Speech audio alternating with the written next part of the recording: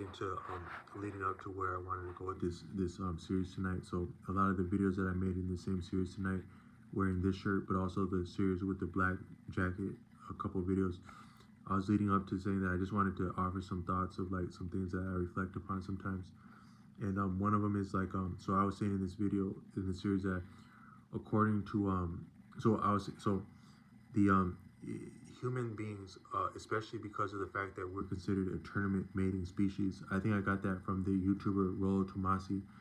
A lot of the things that a lot of the circumstances that surround us coming together to procreate, to conceive human beings, that a lot of that is attended by competition, and then even the actual the experience of coming of making of the experience of conceiving human beings itself is competitive a little bit, and it has dynamics of competition, and so from that standpoint we are tournament mating species, and therefore a tournament species, because if we come into existence from tournaments, then we're still comprised and maybe placed within tournaments our whole life. So maybe a lot. So what is life? Maybe life is a tournament. And then so from that standpoint, we would have to have an ego, because how do you appreciate or understand a tournament? You would have that would imply an ego, the experience of an ego, to be able to appreciate a hierarchy and ascribe value to that. That fool did that to that fool, so that fool must be that way, and I must feel that way about that fool. Is a form of ego. According to Osho, there's both males, and I'm not speaking necessarily anatomically, but a male psyche and a female psyche are both highly competitive, but differently. So that might have to do with the dynamics of like the rigors and the realities that would intend the struggle to procreate for a male and female would be different. And then you could also probably say a bisexual person, or even a neuter person would still be implied in that, because we're still existing here and we're still a tournament species. So there may be no getting outside of tournaments, whatever our whether we are male, female, bisexual, or neuter, we would still be within the realm of tournament and competition from that standpoint. However, and then we would be appreciated from that term by others, to a different degree, and people would actually feel a way about us and how we factor in different tournaments, however our inclination. But there is at least a distinction. According to Osho, was speaking back in the time of the 70s and 80s, where some of the things he said were beyond his time, that he was speaking way beyond his time, which is what a lot of what I rock with him on that. But even then, he talked a lot about how significant the sexual revolution was at the time of the 70s, when he was he was a seasoned man at that point. He was near about elderly in the 70s, but still a man. But he had a lot of experiences of like he had a lot of sexual experiences by that point, because he was an influential magnetic person his whole life, and he was very insightful. So he was very compelling and influential around people, romantically, humorously, intellectually, personally, socially, maybe also financially. But he was actually way open-minded, and he was actually pointing out how significant the sexual revolution was at the time of the 60s and 70s. And what is referred to by the sexual revolution is that the access to lovemaking and partners was not stifled and hampered, generally speaking, broadly speaking, collectively speaking, statistically speaking, the same as it had been throughout human experience up to, prior to, and near about just the cusp of the sexual revolution. So like the 50s, 60s, to that point, there was heavy social backlash and approbation around coming together intimately. That might actually be a checking measure. So most things in nature, they have a check to them, and so that nothing gets too. There's only one sun in the sky at the time, and nothing can get too powerful and influential in itself arbitrarily without competition and a check. Because were to do so, that could become a form of tyranny or imbalance that would make other avenues to exist in other degrees of an ecosystem not viable if something became too out of proportion. But things will always go in and out of proportion differently, and that may suit or displace an ecosystem and environment differently. But the fact remains is that things will experience a check if a force takes off. Like if there's no actual like perceivable check on this smartphone.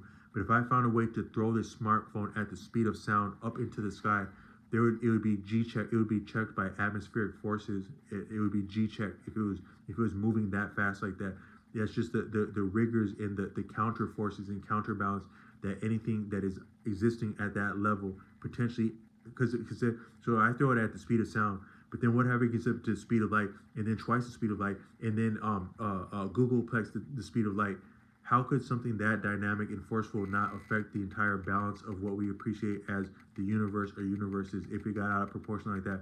And if I had that good of an arm, I grew up around some like mean sports teams, like where they really go hard about like basketball, football, and baseball where I'm at. Further north would be hockey. Not to say you probably don't have some mean hockey players around here, and you probably would have some like I met some different like motocross people recently, but and I do guitar. But as far as arm goes, I don't know if anyone would have that arm, but if they would, it might be from this area to throw something at Googleplex times the speed of light, a smartphone it had been. Would that not affect the entire balance of the universe? Something that forceful, an arm like that, a fastball like that, a curveball like that, a up ball like that, a up phone like that. So things like love making will actually, even sex itself, it will draw repercussions and checks in the form of sexually transmitted diseases. Disease itself is a check on nature and a check on life, and life in nature and an ecosystem is not viable without disease. But also human reality lovemaking has been attended by disease, but also it's attended by a social component. The disease might be the hard component, but the social backlash and check and shame and I'm not saying there's anything good about shame, but I'm just saying that shame has attended sexual activity in the human experience, and it still does to different degrees now. Now we may not have shame, but we would have judgment, which is another version and iteration, maybe a modern iteration, applicable to the modern dynamics and circumstances, and also the leniencies and the licenses and the rights and privileges and opportunities currently also facilitated by digital communication that would proliferate. But we still have judgment within that. It had been shame before, and we might be past a lot of shame, but we still have judgment, which is a form of shame that is indignation. And indignation is not sustainable to any human being, is my thought, is that you may be comfortable to a degree with indignation, but not indefinitely. No human being can sustain indignation as much as we put on airs about being tough or like having thick skin. To have someone really not appreciate us or think less of us because of our conduct, we can't handle that as human beings. And that's why criminals always have to rationalize and justify all the things they do, because they actually can't, they can't stomach indignation like no one else can. But so the social backlash would be a percussive check on sexual activity. But I was a little bit digressing with that, but we have an ego within that. And so according to Osho, is that a male and a female both have a significant ego, but it's different, and it partly because how it corresponds. So a male ego is informed and corresponds to a female ego in reciprocity and maybe there's a dynamic between how a male is informed by and informs a female ego. Also how a female ego is informed by and informs a male ego. That was him speaking back then, but you could probably add that a bisexual ego and a neuter ego would fit into that, and would there'd be dynamics with that. But we still had not got past what an ego is to this point. And so therefore we think comparatively. I was saying that but if you were to compare people, like you were to compare people's appearance, you can't do so in objective terms, because part of us, what we are, is actually our goings on in the way we move in life, what we're moving as, what we're saying, what we're doing, what we're thinking, what we're being, where we're going, when we're going, how we're going, why we're going, is how we're moving, and that can be a perceived in a person.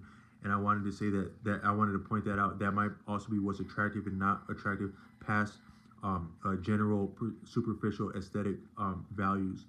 And I wanted to go a little bit further with that.